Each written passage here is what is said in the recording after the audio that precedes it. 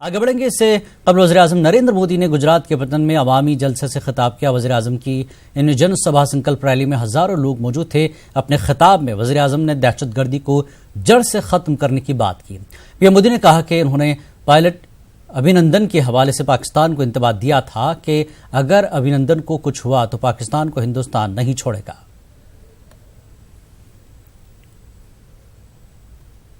આજે તમે જોયું હશે કે પહેલા હિન્દુસ્તાનના ખૂણે ખૂણે મરજી પડે ત્યારે બોમ્બ ધડાકા કરતા હતા.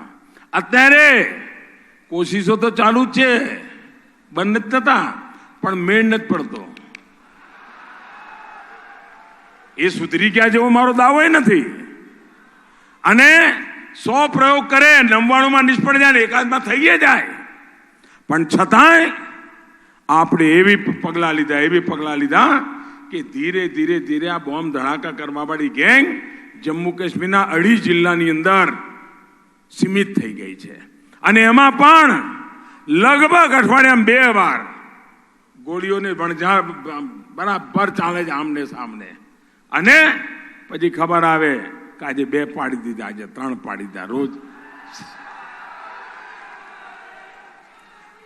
અને જ્યારે પુલવામા થયું, તમે મને કહો આ દેશની મોદી પાસે શું અપેક્ષા હતી ભાઈ? જેમ 26/11 થયું મુંબઈમાં અને ડોક્ટર મનમોહન સિંહજીની સરકારે જે કર્યું, મેં એવું કર્યું હોત તો ચાલત? તમે મને માફ કરત? આ દેશ મને માફ કરત? તમે તો ઈચ્છો કે ના ઈચ્છો કંઈક તો થવું જોઈએ મોદીજી, તમારા ના થાય. આખો દેશ ઈચ્છા કરતો હતો.